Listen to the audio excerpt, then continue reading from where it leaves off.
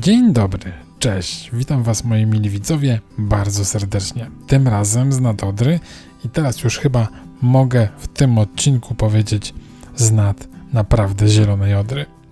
Widok na rzekę Widuchowe jest całkiem relaksujący, ale nie wszystko dzisiaj było od początku takie relaksujące. Najpierw zetknąłem się z takim pewnego rodzaju rozdźwiękiem pomiędzy pogodą za oknem, słonko, pięknie jest, cieplutko nawet, a tym, co widać było w prognozie pogody, czyli wiatrem. Okazało się, że przez cały planowany odcinek, czyli na południe, będę jechał pod wiatr i to w dodatku jakiś taki jednak bardziej porywisty. A potem na samym początku drogi, po próbach sfilmowania efektownego kurzu na drodze, coś chyba zatarłem na obiektywie, powodując powstanie takiego mało efektownego rozbłysku, który nie chciał zejść przez jakąś dłuższą chwilę. Ale nieważne. Zaczęliśmy dzisiejszą wspólną wycieczkę oczywiście tam, gdzie skończyliśmy poprzedni etap, czyli w Dolnej Odrze, tuż koło Krzywego Lasu. Tak więc jeżeli chcecie zerknąć na Krzywy Las, a nie oglądaliście poprzedniego odcinka, to zachęcam do nadrobienia później na zaległości. A teraz skupmy się na tym, co się tutaj teraz wyprawia, bo od początku ta nasza zielona Odra nam eksploracji nie ułatwia. Albowiem po jakimś kilometrze od przystanku kolejowego Dolna Odra nasz rowerowy szlak hipotetyczny kieruje nas wprost na drogę krajową. I nie wiem, czy to przez słońce, czy ten kurz, piach w oczy, odbijam ciut za wcześnie na krajnik. Nic złego się nie stało, ale zawsze to odrobina więcej piachu do przemielenia. W każdym bądź razie, w tym rejonie proponuję porzucić szlak teoretyczny i jednak nie pchać się na DK31 z rowerem, a minąć to tutaj tak boczkiem, właśnie przez wieś Krajnik i przez las. Nie jest to najbardziej dogodna z dróg oczywiście, ale przynajmniej dla turysty rowerowego jest taka chyba najbardziej rozsądna. I we wsi Krzypnica mamy okazję na chwilę wrócić na drogę krajową, ale tylko na odcinku w samej miejscowości. Na szczęście też na tymże odcinku jest chodniczek, więc możemy się nim przespacerować z rowerem, jeżeli nie mamy ochoty cisnąć z ciężarówkami. Za Krzypnicą zielona Odra powiada, że mamy już opuścić główną drogę i najpierw gładkim polbruczkiem przez wieś, a potem już dalej przez piachy. Dokładnie takie same jak przed chwilą, gdy wymyślaliśmy objazd krajówki. Przez te piachy mamy się pchać. Teraz już w objęcia tak zwanej prawdziwej przyrody. Tutaj już uciekamy od cywilizacji, z dala od głównych dróg. Ale tego piasku nie ma zbyt dużo przed Marwicami i tak dość sporo się jedzie już po twardym. Znaczy w sensie takim leśnym, twardym, więc nawet gravel tu pojedzie.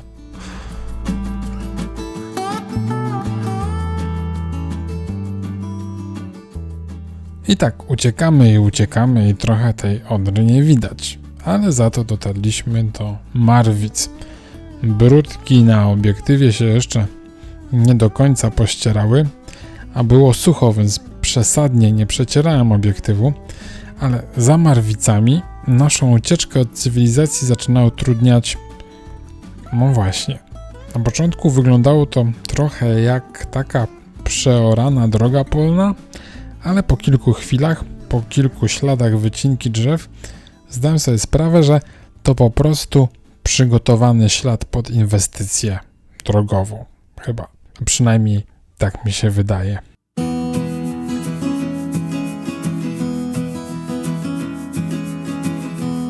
Gdy krajobrazy stają się coraz bardziej zróżnicowane, to znak, że zbliżamy się do tabliczki z napisem Widuchowa. Paradoksalnie, im bardziej pagórkowato się robi, im bardziej pejzaż staje się nastromiony, tym bardziej zbliżamy się do Odry.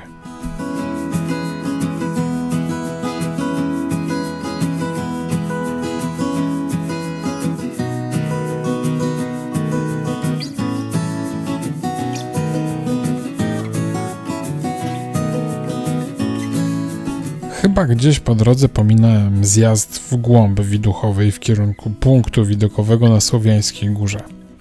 Ale tak się zagapiłem na rzekę, że musicie mi to tym razem wybaczyć. Innym razem jakoś to trzeba będzie połączyć z innymi atrakcjami w okolicy. W każdym bądź razie, teraz widać, że jedziemy szlakiem nadodrzańskim. I pora roku zaczyna też być taka, że można pomału zacząć się wczuwać w taką zieloną Odrę.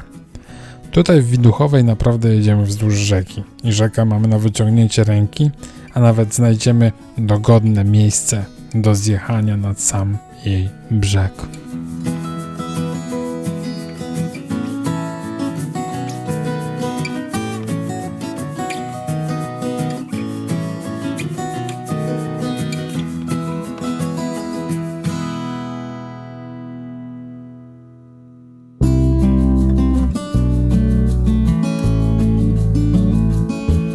Pejzaż naszej wycieczki stanie się jeszcze odrobinę ciekawszy, jeżeli nie będziemy się sugerować mapą i wskazaniami szlaku i nie podążymy w górę Widuchowej w stronę kościoła, tylko przejedziemy tuż przy brzegu bulwarem, gdzie w wysoką malowniczą skarpę nadodrzańską wkomponowują się ruiny pozostałości po dawnej Widuchowej.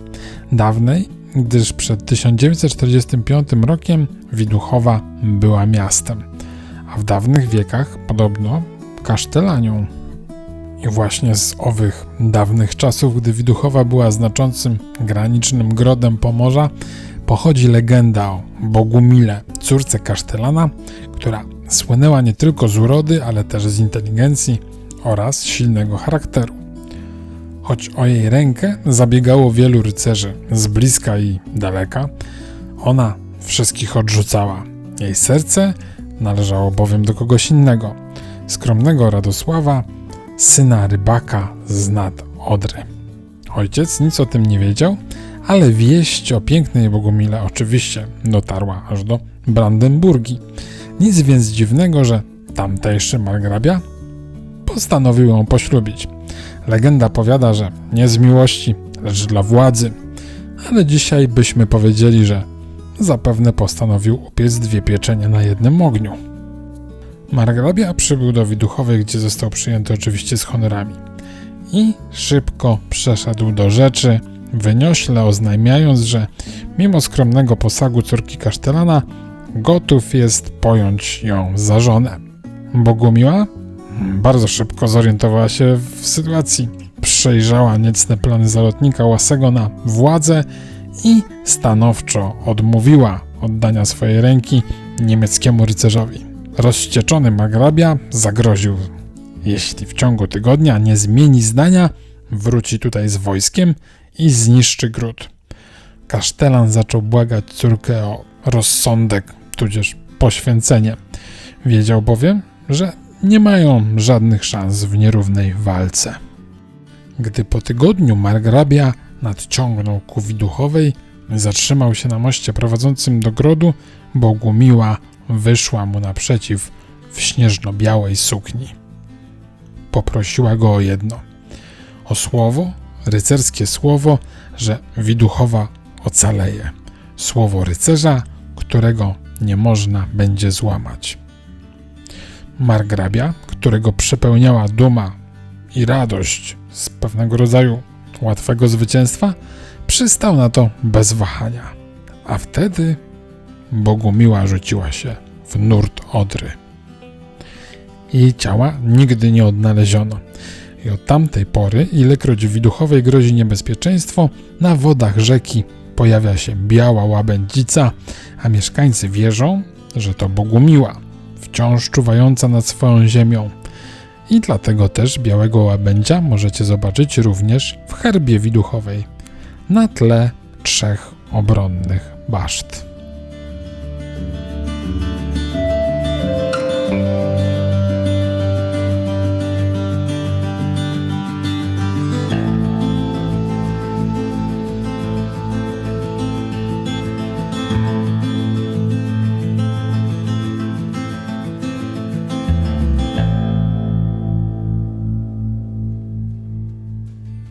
wracamy na nasz szlak teoretyczny, a właściwie to szlak wraca do nas. I dalej i na południe przez Opłotki Widuchowej, najpierw jeszcze cały czas Odrzańskim brzegiem, a potem już w górę w stronę głównej drogi zmierzamy do 15 km naszej dzisiejszej eskapady i zaraz miną 2 godziny zmagań z wiatrem, z odpoczynkami, ale przez ten południowy wiatr tempo dzisiaj jest po prostu zabójcze. No i mamy krajówkę. No tutaj nie wykombinowałem, jak ten fragment minąć. 300 metrów do zjazdu w las, ruch jest spory, więc dobrze by tu było troszkę pomyszkować w okolicy i znaleźć jakiś objazd przez las. Teren jest trochę pagórkowaty, ale z pewnością dałoby radę coś tutaj wykombinować.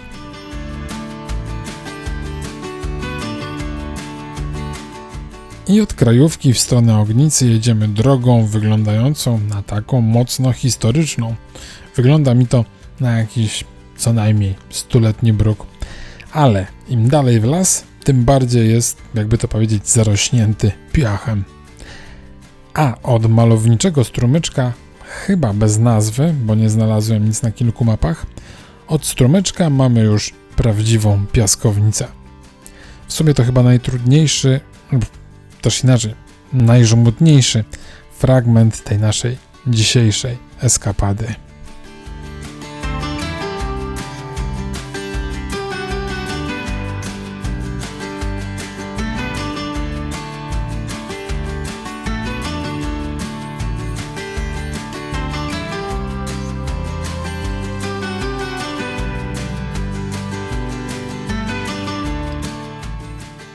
Wyjazd z lasu na Wysoką Skarpę Odrzańską przed Ognicą nagradza wszelkie trudy.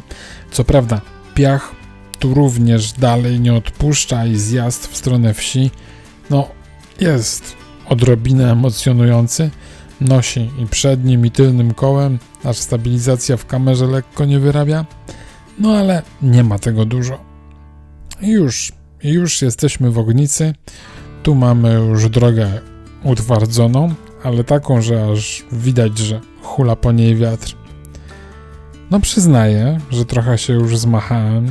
Zastanawiałem się jeszcze, jak minąć wojewódzką 122, ale jak na oko tak nie będzie za bardzo zbyt dużego ruchu, to chyba już z chęcią poturlam się po tym równym asfalcie.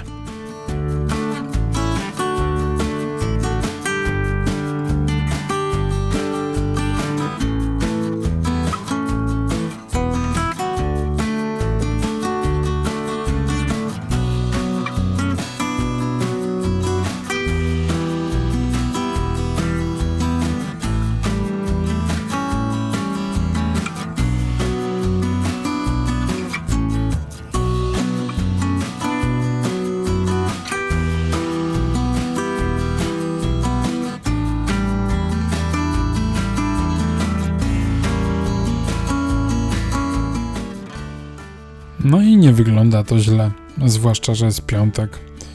Ruchu wielkiego nie ma. Można jechać, a można też zjechać w którąś drogę leśną i takim kanciastym jakby łukiem ominąć sporą część tego odcinka powojewódzkiej. Ale jeżeli nie będziecie objeżdżać tego fragmentu, to gdzieś około 2 km za mostem nad Różycą będziemy mieć taki dogodny zjazd na taki przystanek, odpoczynek na samej Skarpie Odrzańskiej. Albowiem szosa tutaj przebiega bardzo blisko Odry. Nawet z samej drogi jest dość widokowo, a z bliska to wygląda wszystko jeszcze ciekawiej.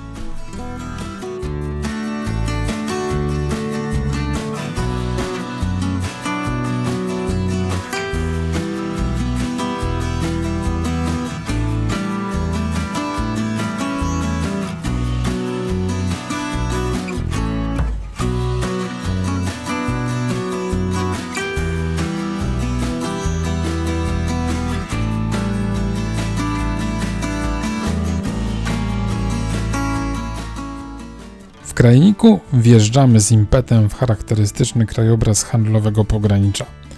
Cigareten, fryzeur i tak dalej. Pewnie to już nie to samo co kiedyś, ale klimat wciąż czuć.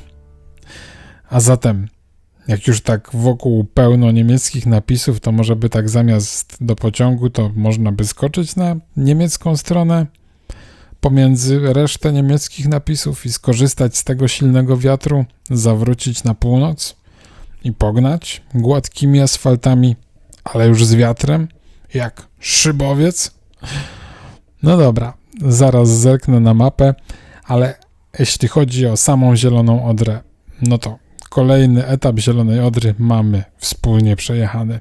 Etap mocno terenowy, dzisiaj mocno wietrzny, więc na liczniku niby tylko 27 km, ale za to 3 godziny w sumie za nami. Tak więc dziękuję już Wam za tę zielonoodrzańską wycieczkę, za wspólnie spędzony czas razem. Jeżeli chcecie się dowiedzieć, ile wyszło z wiatrem po niemieckiej stronie, to oczywiście zapraszam na Komoot. Znajdziecie tam całość śladu GPS, a link oczywiście wrzucam do opisu do tego filmu. A teraz już muszę troszkę docisnąć, więc żegnam się z Wami, ale tymczasowo, bo do następnego razu. Do zobaczenia, cześć!